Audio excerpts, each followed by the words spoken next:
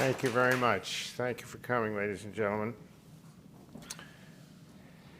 Dr. Benjamin Rush was one of the most important of our founding fathers, in many ways the most important. George Washington was unquestionably the father of our political and military structure, and Alexander Hamilton fathered our economic structure. But it was Dr. Benjamin Rush who fathered our social structure.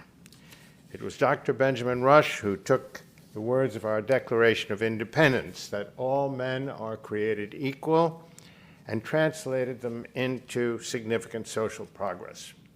Few of our other founding fathers really believed those words. Many of them owned slaves, and all of them believed they owned their wives and children. Dr. Benjamin Rush was our first and only great humanitarian. He was the only doctor with a medical school degree who signed the Declaration of Independence, and with his signature, he began a lifelong struggle for abolition of slavery, for women's rights, for a ban on child labor. He fought for establishment of universal free public education, universal health care, medical care of wounded troops, prison reform, and an end to forced labor. I didn't know this until a few weeks ago. 22 states allow forced labor. They all have laws that ban slavery, except for convicts and people in prison. Benjamin Rush pioneered humane medical treatment of the mentally ill in clean hospital rooms instead of basement dungeons chained to the walls. Benjamin Rush admittedly meddled in everything. He demanded that government build schools. Until then, children went to school in churches. He asked government to build hospitals and to clean the streets. He was the first to cite, the government didn't clean streets in those days. He was first to cite the filth of streets as a source of disease and illness.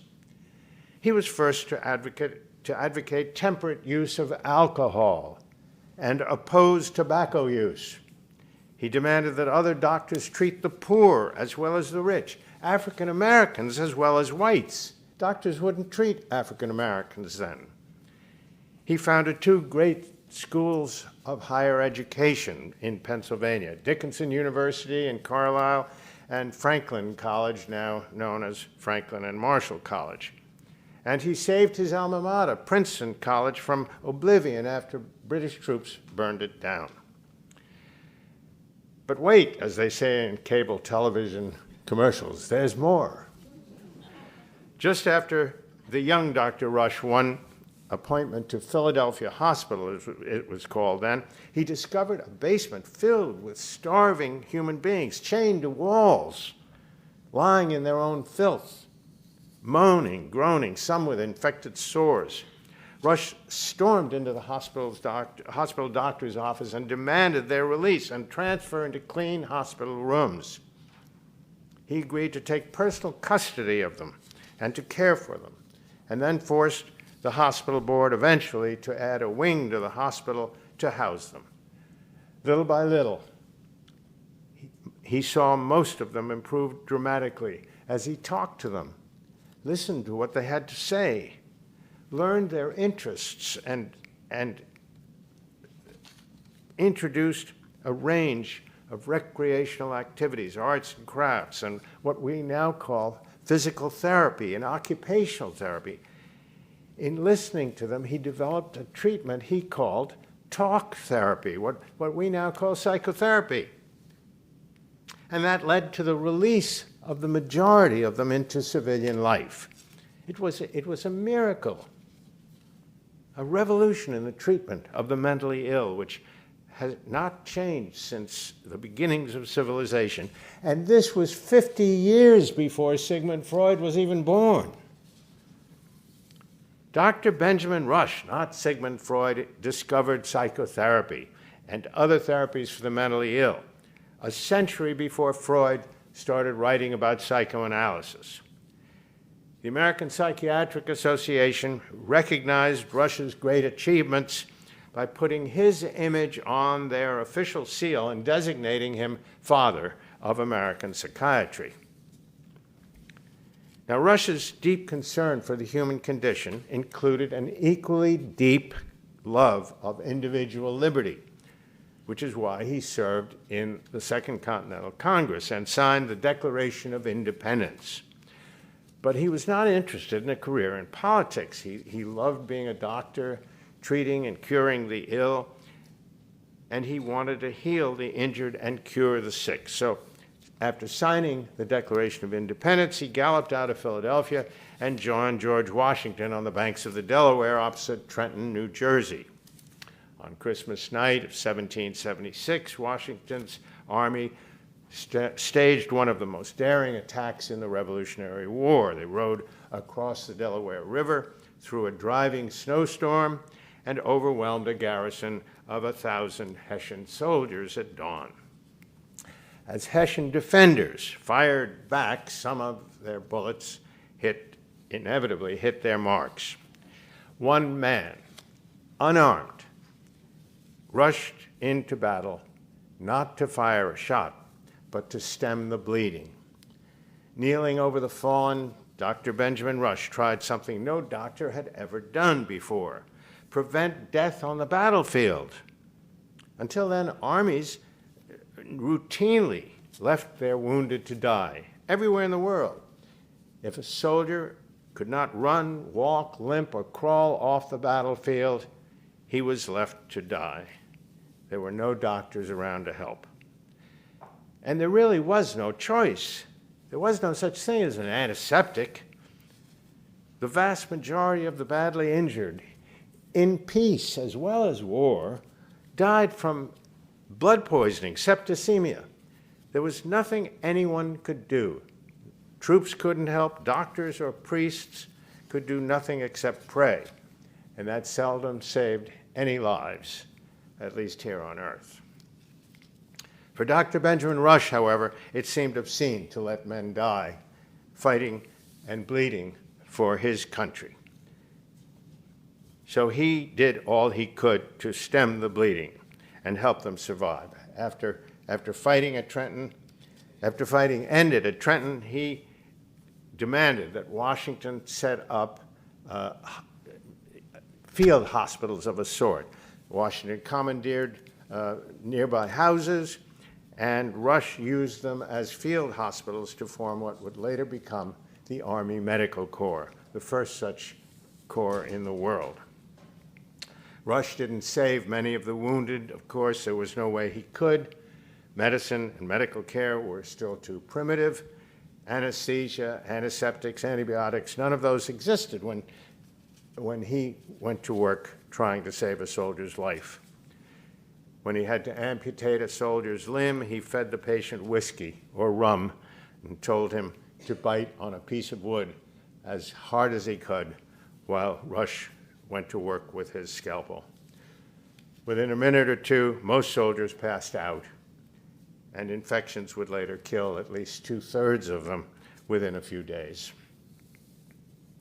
But in listening to this, remember that anesthesia didn't exist. The hollow point needle that doctors and nurses use today to inject vaccines, those needles didn't exist yet. They weren't invented until 1850. The stethoscope, blood transfusion, even simple aspirin, all of these things were 50 to 100 years in the future.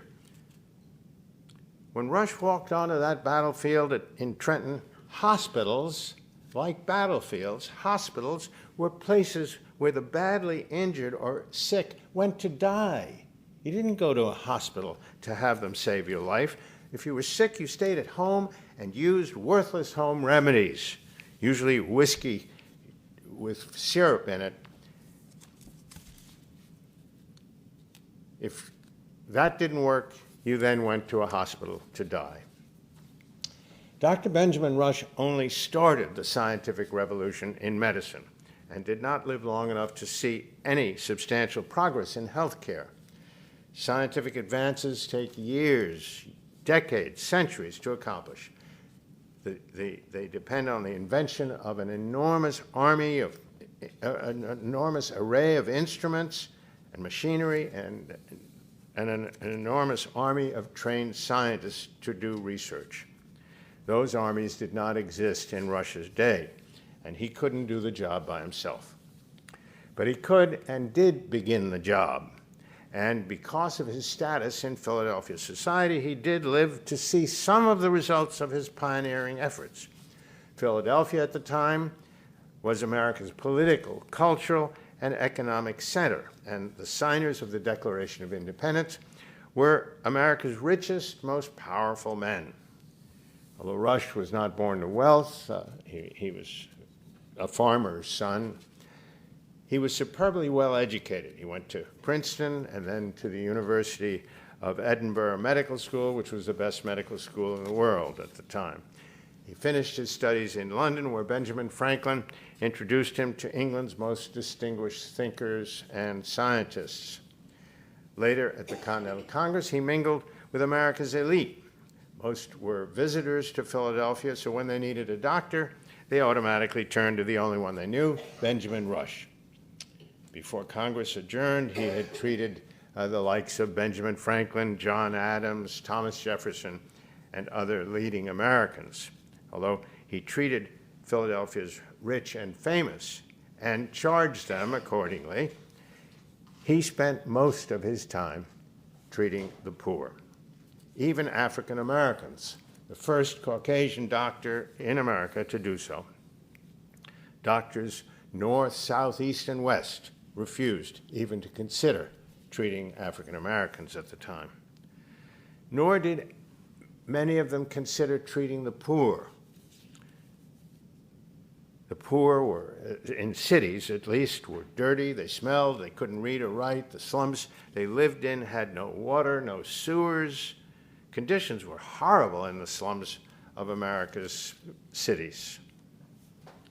No one who called himself a doctor, even quacks, willingly set foot in the slums or wanted anything to do with those who lived there, except Dr. Benjamin Rush. Listen to Rush as he describes his daily rounds. I led a life of constant labor. I led a life in which my shop was crowded with the poor in the morning and at mealtimes, and I visited nearly every street and alley in the city every day. Often have I ascended the upper story of huts by a ladder. I had to sit on beds. There were no chairs. I risked not only taking their disease, but being infected by vermin. I seldom went to bed before 12 o'clock. Again, those are the words of Dr. Benjamin Rush. When he was not treating patients, though, he haunted the Pennsylvania State Assembly, demanding social reforms aimed directly or indirectly at improving the health of the city's population. Every social advance that he demanded was tied to health. He was the first to call for public sanitation. As I said before, street cleaning by government just was not done. He wanted to sweep away the garbage, the sewage, and stagnant water, all of which he believed promoted disease. But science being what it was, he had no way of proving it and had to struggle with recalcitrant city and state officials to get them to hire street cleaners. And the way he convinced them was not by telling them how dirty the city was. He showed them how they and the city and the state would profit economically by cleaning the streets. He championed abolition of slavery, and as president of the Abolition Society, he naturally decried the cruelties of slavery. But the only way he could convince Pennsylvania legislators to abolish slavery was to show them how the state would benefit economically by freeing African Americans to make greater contributions to society. In 1780, he succeeded, and the Pennsylvania Assembly passed the first state law in America banning slavery. In demanding equal rights for women, his heart told him subjugation of women was cruel and unfair. But his mind told him that the only way to convince rich, white, male legislators to grant women any rights was to limit his demands. So he picked education.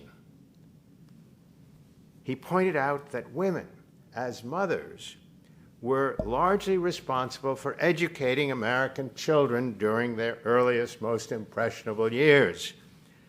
The education of women, he said, was necessary for the education of the city's children and development of a skilled, educated workforce to expand Pennsylvania industry.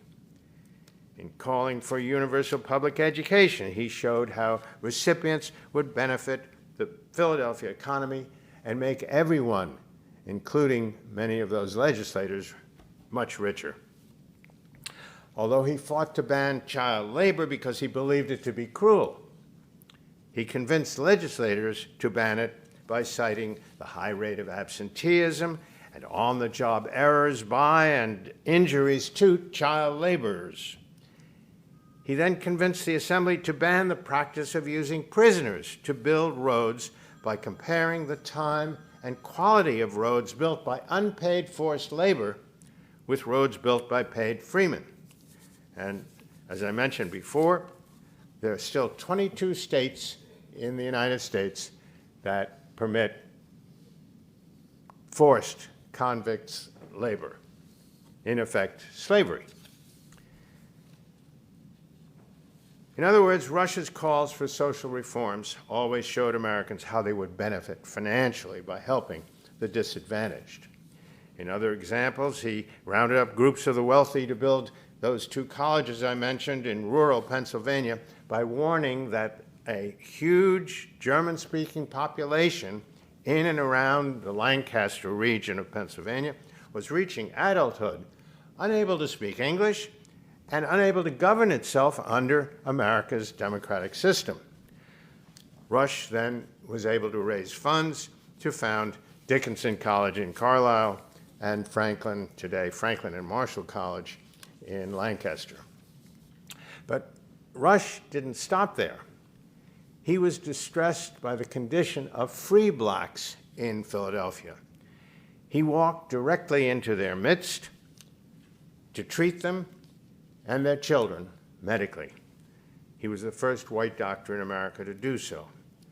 And after winning their trust, he urged them to build their own African-American church, the first such church in America. He not only raised funds to build that church, he joined its parishioners at its dedication. As I said before, Dr. Rush meddled openly, meddled in everything under the sun. In doing so, he necessarily angered entrenched interests in many, many industries, including his own. At the time, there was an army of quacks calling themselves doctors who rode into every town and village across America selling patent medicines.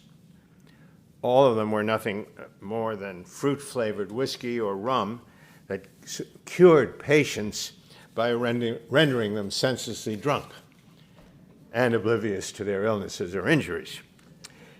He charged them with killing their patients rather than curing them.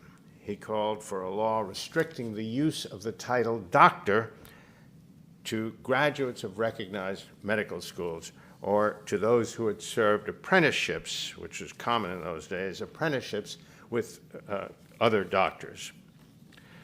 Rush also demanded reforms in medical education and medical practice, saying too many doctors were guilty of carelessness, incompetence, and greed. He wrote the first code of ethics for doctors, which was still in effect in America until the Second World War. Now, you may think I've touched on all the good that Rush did or tried to do during his lifetime. But as I said, he was America's first and greatest humanitarian, and I haven't even mentioned his achievements as an author, a prolific author. Besides hundreds of scientific papers for medical journals. He wrote a massive 4-volume work called Medical Inquiries and Observations that became the heart of medical school education in America until the Civil War. And he wrote an even more important work called Medical Inquiries and Observations upon the Diseases of the Mind. It was the first English language work written on psychiatry.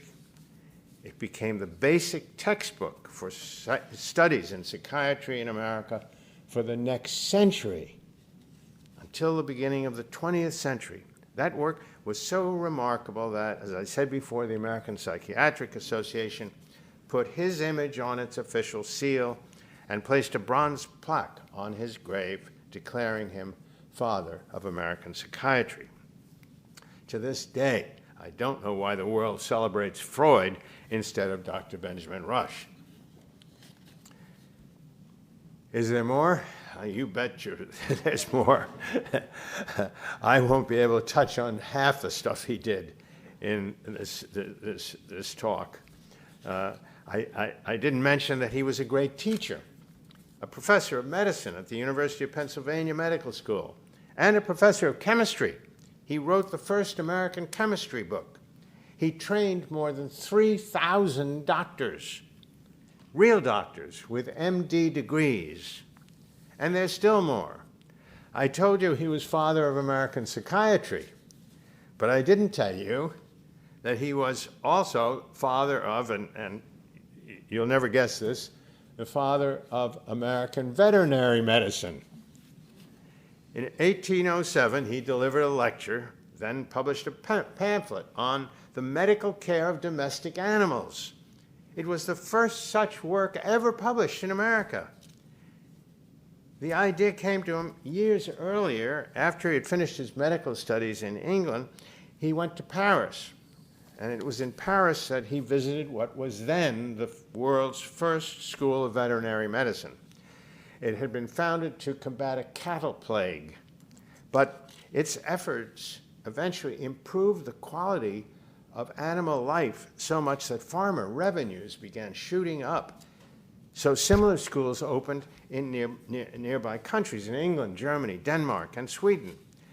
In 1795, Rush went to Washington, who was a great farmer, Franklin, who wasn't a farmer, but he was a brilliant scientist, and formed a group of others to form a society to promote the development of veterinary medicine in America, with Rush writing a pamphlet citing the benefits of veterinary medicine to farmers and to the nation's agriculture.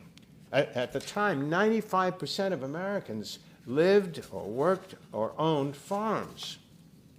So Rush's arguments should have had far-reaching effects.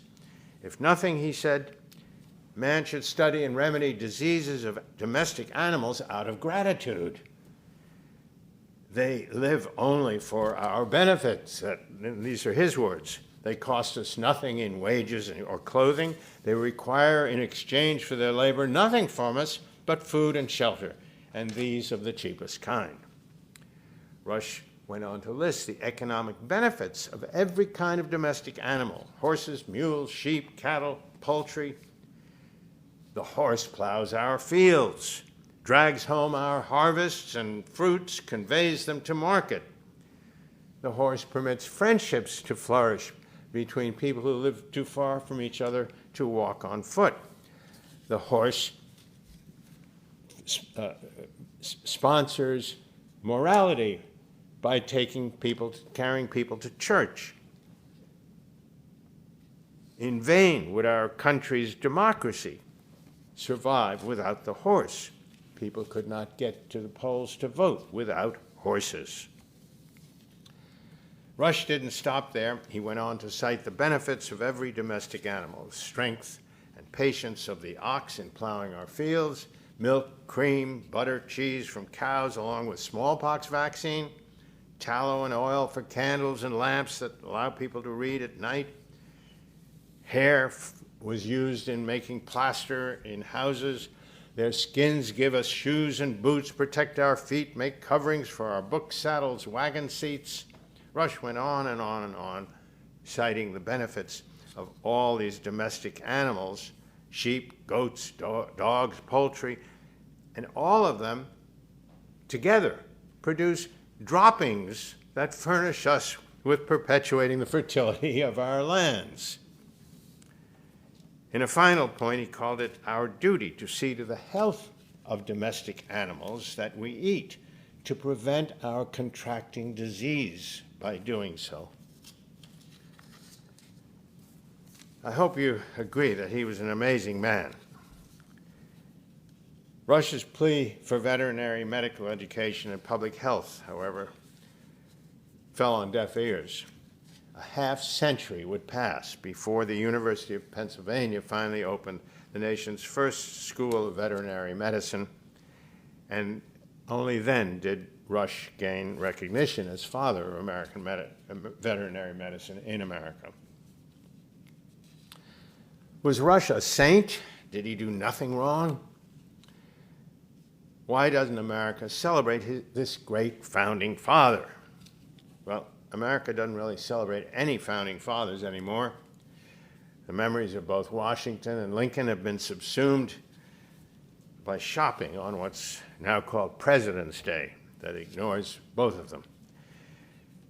Caricatures of both these men appear on television screens selling Japanese cars. But to answer my own question about Rush sainthood, apart from the fact that few Americans study or learn any American history anymore, several states are cutting back on public school education 4 days a week now. The fact is that Dr. Benjamin Rush, America's greatest physician at the time of the Revolution, the father of modern American medical practice, knew next to nothing about treating the sick. No one did. No one did anywhere in the world. Nobody knew how to treat the sick. For centuries, from the time of ancient Greece, doctors and almost everyone else on earth believed that all human illnesses resulted from poisons that traveled in the air and collected in body fluids, in the blood and in the gastrointestinal tract. And the remedy seemed simple. Drain the body of its poisons by draining as much as possible of its fluids, and you'll get rid of the illness. Emptying the gut was simple with laxatives. Rush concocted a laxative that became known as thunderbolts. You can use your imagination as to why.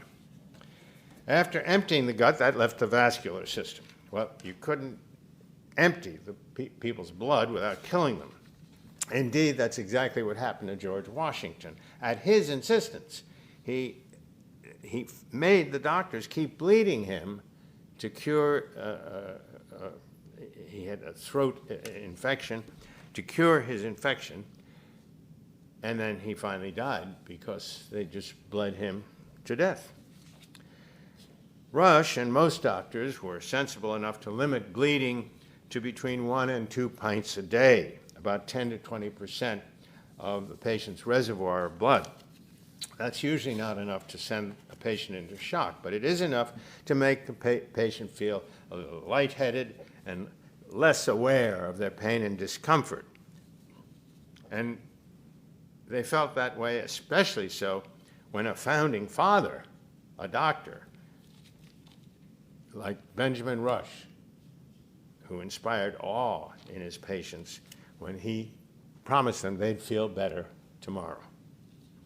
But bleeding had no effect at all on the underlying interest. In 24 hours, the body itself replaced the blood it lost, and many patients went on to die of the real disease. In August and September of 1793, the worst yellow fever epidemic in American history crushed Philadelphia. It claimed more than 5,000 people's lives, more than 10% of the population of the city. Only Rush and 4 other brave physicians remained. Most people fled. Only Rush and 4 other physicians remained to treat the stricken with purge and bleed treatments that accomplished nothing.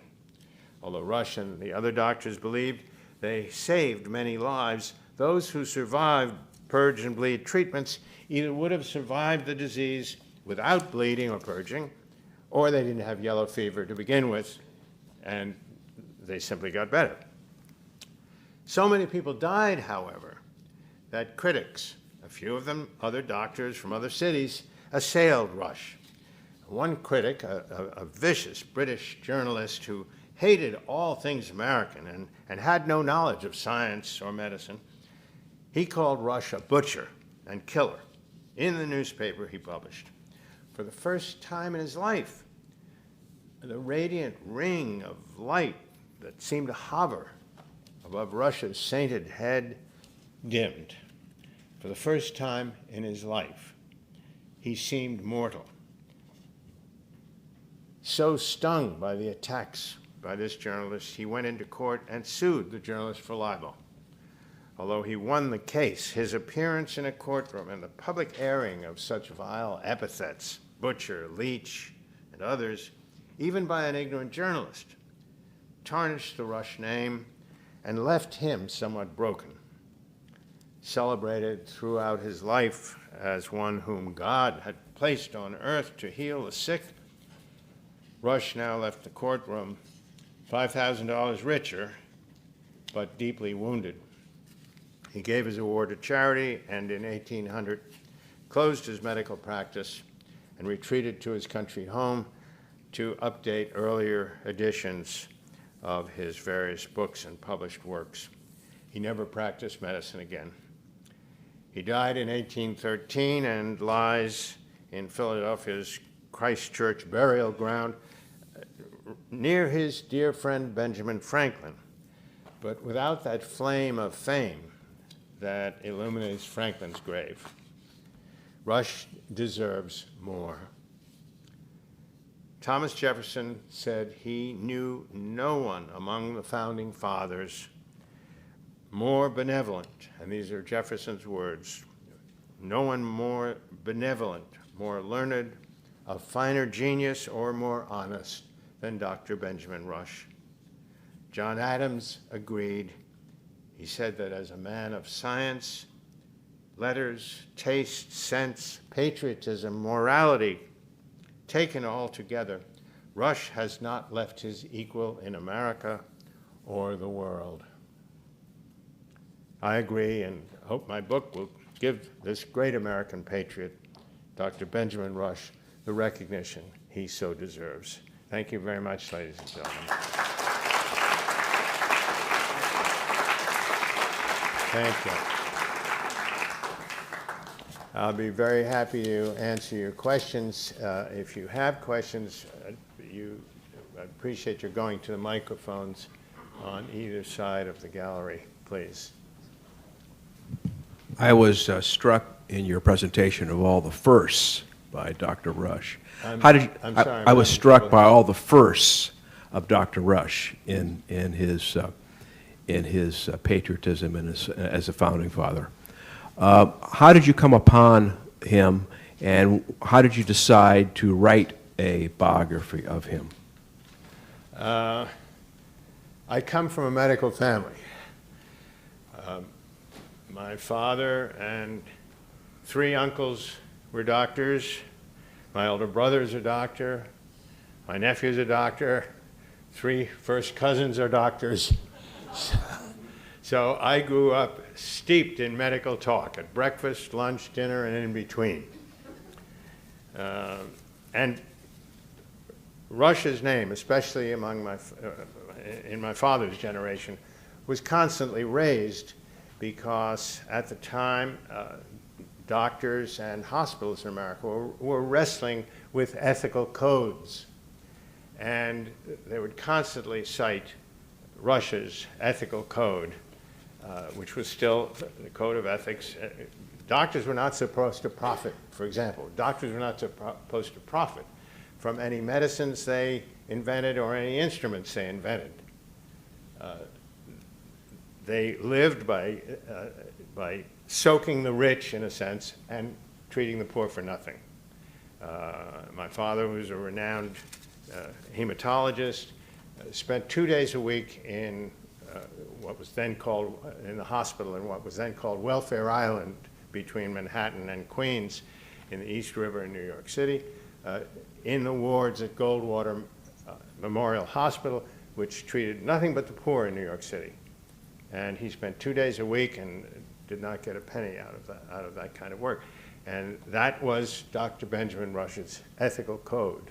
So that's how I came to, I've always been interested in him, but now my interest in the Founding Fathers and my work on the Founding Fathers led me inevitably to him. Yes, sir. Thank you for your talk. You described Dr. Rush as a kind of busybody. I think the word you used was a big meddler. Would you please describe for us how he meddled for the greater good of America in the rapprochement in later life between John Adams and Thomas Jefferson? Yeah, that's a very good question. As I say, he meddled in every area of life, of social life beyond medical care. And in doing so, over the years, he became friends with most of the Founding Fathers, especially when they were in Philadelphia to write the Declaration of Independence and ratify the Declaration and declare war on Britain. He was part of that group, got to know most of them. Actually, John Adams and Sam Adams stayed at his house during the Continental Congress. So he became friends with all of these people. Adams and Jefferson had a terrible falling out. They were close friends as young men. When Jefferson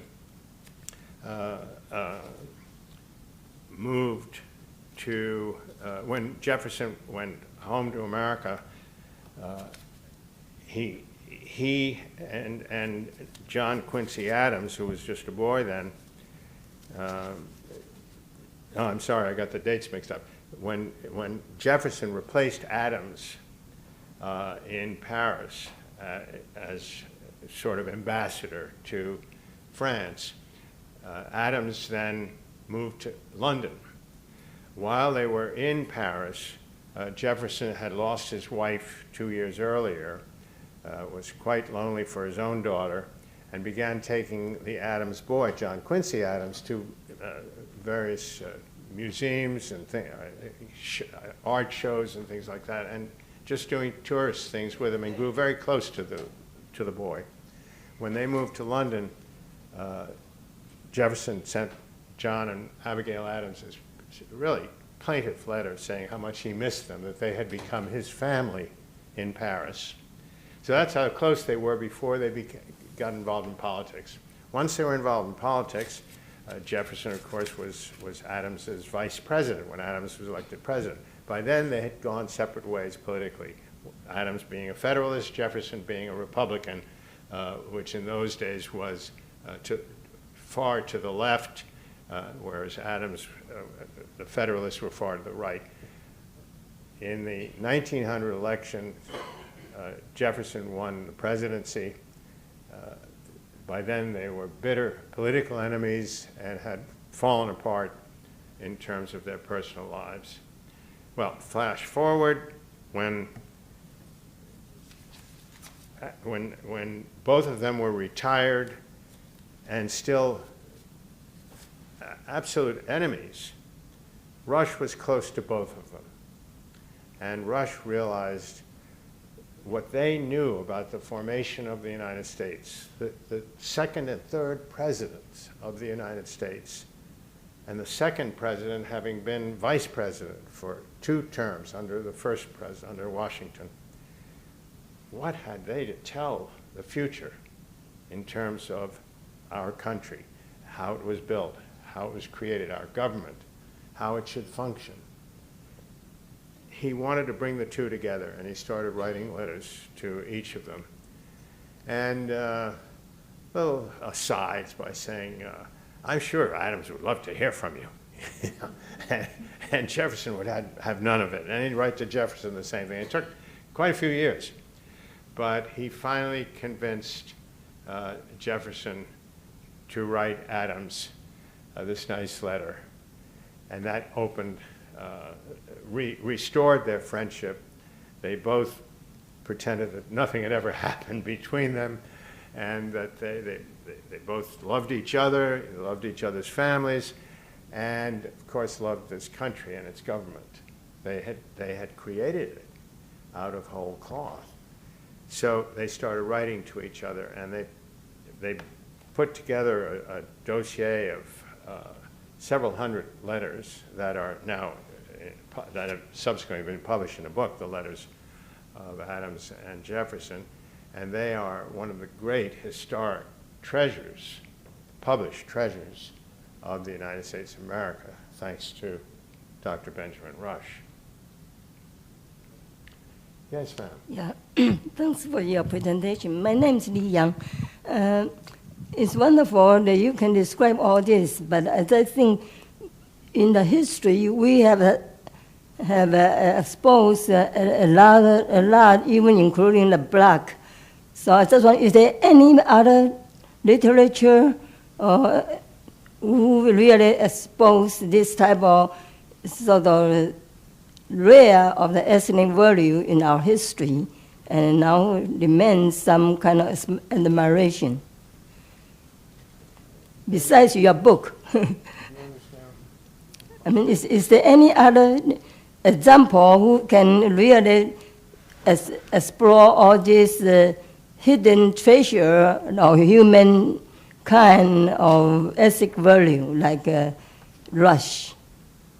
The premium he placed on ethnic identity and identification of the needs of African Americans, for instance.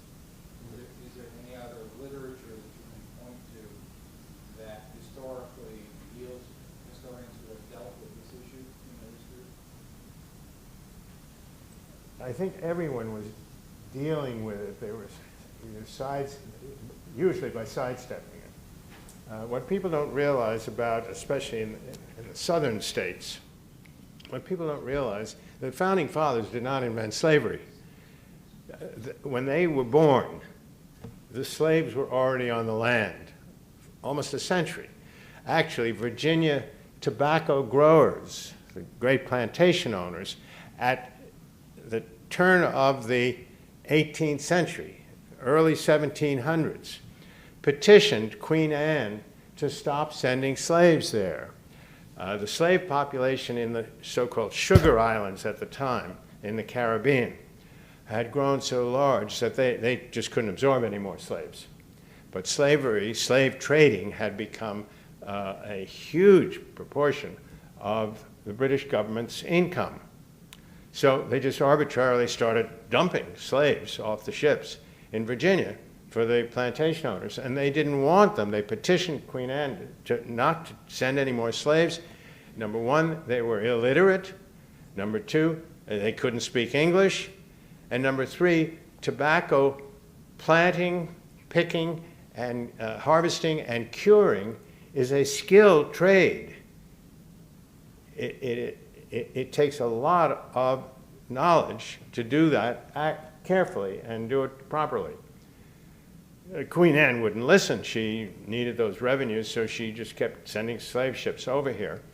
Well, that generation of plantation owner died, another generation grew up and died, and now we get to the generation of our founding fathers, Jefferson, Washington, and the others, and they're born on lands in which, by law, by British law and subsequently early American laws, slaves were not human beings. They were property, and they were as much a part of each property as they were, as trees were.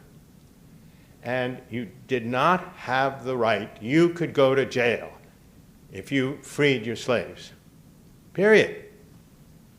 So it wasn't until they were in their adult years that men like Washington and quite a few others saw the cruelty of slavery, the immorality of it, all the evils of slavery, and try to figure out a way around the law. Well, they didn't have control of they didn't have majorities in the state assemblies. Well, they couldn't do anything under British law. After the Revolution, they had a form of government. First of all, during the Confederation, each state was independent from the others. That lasted until 1789. Now you have a federal government. They had other things to do right away. They had to set up an executive branch. They had to set up a judiciary. And that took years. Meanwhile, people like Washington were looking into the law. And they found a way around the law. But the only way around it was in your last will and testament. That superseded the law, the written law of every state. And that's why Washington and his spouse Martha emancipated their slaves under Washington's will. And Richard Henry Lee did it. Many, many Southern leaders did the same thing. And that's all they could do under the law at that time. So everyone was talking about it, some dodging it, of course, but others not. And as I said before, I was stunned the other day. I didn't realize it, that as each state, because the federal government outlawed slavery in the constitutional amendment, but each state subsequently outlawed slavery except for people in prison. So that's why 22 states still have forced convict labor, which is nothing more than slavery. Only one state has completely eliminated slavery, and that's Rhode Island. So the states have some work to do here. And I mean, the states have, not forget about the federal government, the states have a lot of work to do in all of the areas of social progress that Benjamin Rush championed. And you'll see so many more that I've discussed in my book. Thank you. Yes, ma'am. Yes, You're all going to have to forgive me, although I'm starting to lose my hearing. So, I heard a rumor that Dr. Rush wanted to put an 11th Bill of Rights into the Constitution about universal health care, but it was too late to do it. Universal health care? Universal health care? well, Yes, yeah, he promoted it by treating the poor himself. People wouldn't treat the poor. They wouldn't go into the slums. And the people who lived in the slums, there were no hospitals to go to. There were no wards. There were no clinics or things like that. Hospitals, as I said before, were places to die. You went to the hospital to die, period, not to be treated. So doctors had to come to you or your neighborhood to visit, or you went to the doctor's office, as Rush called it, his shop, to be treated. And that's the only way you could get treated. And the rich, of course, would pay. The poor would not, which is why most doctors wouldn't treat the poor, except Dr. Benjamin Rush, who really spent his career, most of the time, treating the poor and the disadvantaged. So he set up really the first, and it was just in Philadelphia, obviously, the first system of universal health care in his office. His very good friend, Dr. Phillips Singh, physic. Arlo? Yes. Could you come back to the microphone? Oh, sorry. His very good friend, Dr. Physic, who also stayed in Philadelphia during the epidemic to treat yellow fever. His friend, Dr. Physic, invented the first medical insurance in the world. The poor couldn't afford anything, of course. The rich paid, but there was a kind of a middle class that would pay in goods. The farmers would give him a bushel of corn, and he couldn't use a bushel of corn. He needed money so that he could support himself. Well, he came up with a system and he advertised it for $100 a year. You'd get free medical care. And that was the first system of medical insurance in the world. It died with him, of course, but it was a first. Oh, thank you. Thank you. Well, thank you very much for coming, ladies and gentlemen. I hope you've enjoyed today's presentation. I hope you'll enjoy my book, Dr. Benjamin Rush.